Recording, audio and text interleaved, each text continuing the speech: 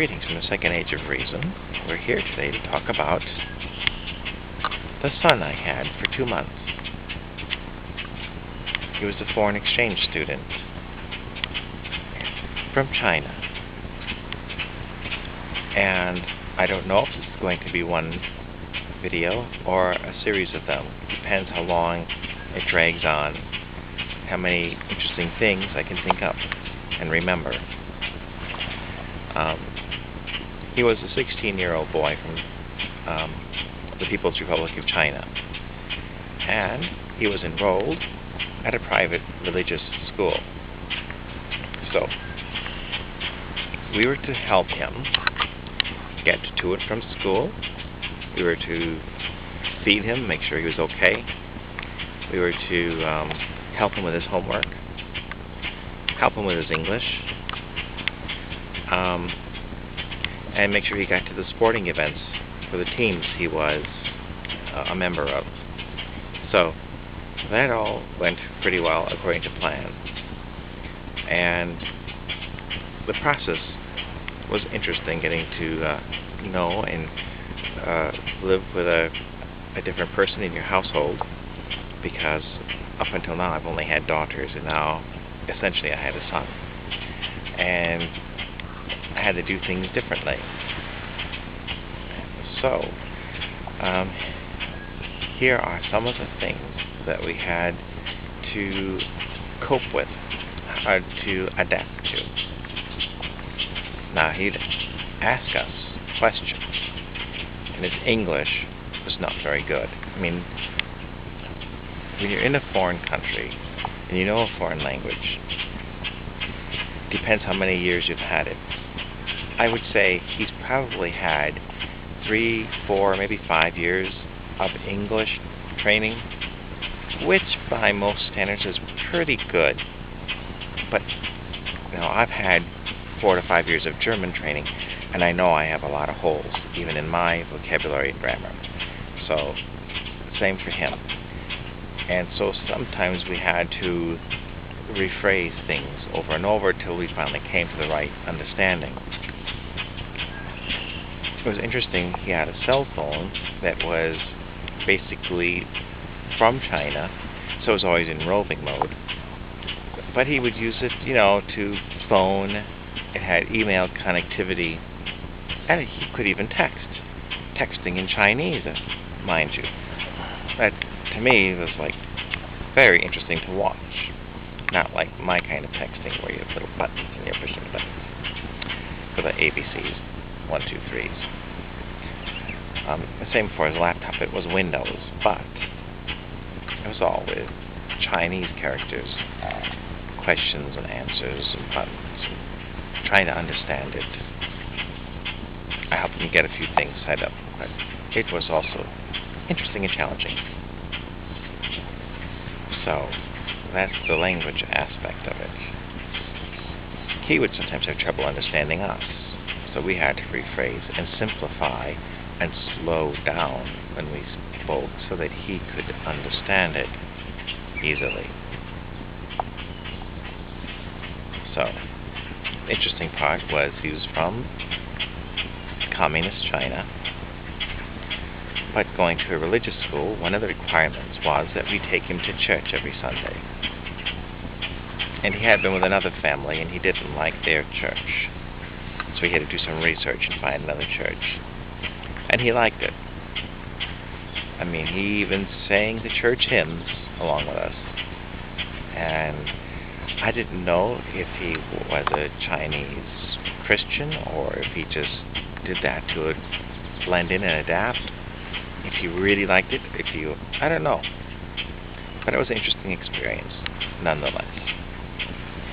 So, that was another aspect that I thought was interesting. He didn't like much outdoor activity. I mean, I tried to get him to go out riding bikes, or to go on hikes. He would rather just stay inside, play on his computer, video games or whatever, excepting that he was in sports, on a track team. Pretty good at it. So I did have to take him out to some sporting events. for track and field. That worked out all right. The next topic is homework. He would bring homework home, and I would have to help him with the homework mostly. He was fine with math and science for the most part. Math and science were his thing. He was not so good with English and history. And so with English literature, imagine helping somebody with poetry, sonnets, with Shakespeare. I mean, come on, Romeo and Juliet. There's no such concept, in China as that. I mean, it's just, and to go through and to say, well, what day of the week were they married on? How long were they in this place? Who was so-and-so? Who died? Who lived? And all, and to derive that all from the Shakespeare play. I mean, it's there, but it's an awful lot of work and research. Then, to top it off, to end this thing, the last chapter of the school year was Homer's Odyssey. Come on, people. The Odyssey? It's a good thing I watched a lot of Xena, Warrior Princess, because that gave me a lot of background in the characters of the Odyssey. And then to explain this to him, the principles. But I found it pretty interesting because the main principle of the Odyssey is this concept the Greeks called xenia, which is hospitality, both from the point of giving hospitality and receiving hospitality. So, in a sense, that was his adventure in my household. He was the guest and I was the host. And the whole point of the Odyssey is to see what happens when Xenia goes all wrong, over a 20-year period of time even. So we had many interesting discussions about that. To try and put it in perspective, and they would ask him if you could relate this to like fairy tales. Now they were thinking that in the American and European tradition you have things like Grimm's fairy tales, from which some of these stories are loosely derived. And so you'd say, did you ever hear the story of Hansel and Gretel? No. About Goldilocks and the Three Bears? No. So I got to tell him these stories. Goldilocks or Hansel and Gretel. For the first time, he heard these things. It was like, there's nothing like that where he came from. So I kind of put things into perspective a little bit. That there's a different culture that doesn't have the same fairy tales and children's stories that yours or my culture has. And then, you try and relate that. It was interesting. Also, getting into history, the history books. Well, they've changed. They're not the way I remember them. The ones from this particular school included a lot of the things that we talk about on the internet as being, contrived, false flag, those sort of things. The mischief that goes on, and things that WikiLeaks is trying to reveal. Well, those kind of things have been happening for decades, for centuries.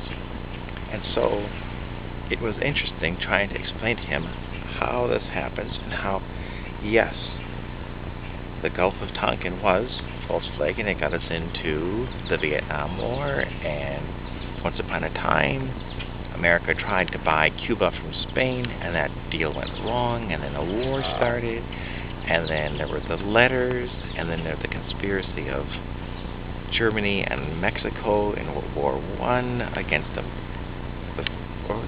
In World War I, and then somebody in France and Mexico in the Civil War. I mean, it had all the hanky-panky in there, in the history books. So, bringing that out, he got to hear of American history, and not just the glossed over one, the one that I never heard. But now this is the history that's like, wow, that's what we are now hearing about. So, the question is, what is true? And now he takes this information home with him to China. Where does it go? What happens to it? I don't know. But overall, from being with him for 2 months, from talking with him, eating with him, taking him places, helping him with his homework, I figured out that the Chinese are very much like you and me. They may have a different language, they may have some different things in their diet, but overall. Just a final wrap-up of the discussion about our foreign exchange student. Pretty much, based on what I've seen, he's a teenager, and like most teenagers, they don't really care about politics, not very much. Basically, they just want to get along, they want to get through the school, and when they want to have fun, they want to have fun. They really like to work on the computers, surfing internet, and they're always on their cell phones, it seems, texting away. And compared to Americans, I mean, the Chinese are not much different. So I just thought I'd leave that in closing. And I'm not sure, did I mention his name? Not that it matters, because he's gone now. I believe his name was Deng Yin-wei.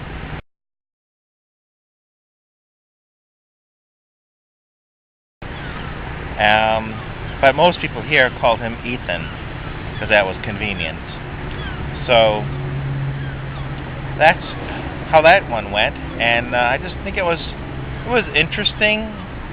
I don't know if I would do it again, because it does take effort, it does take time.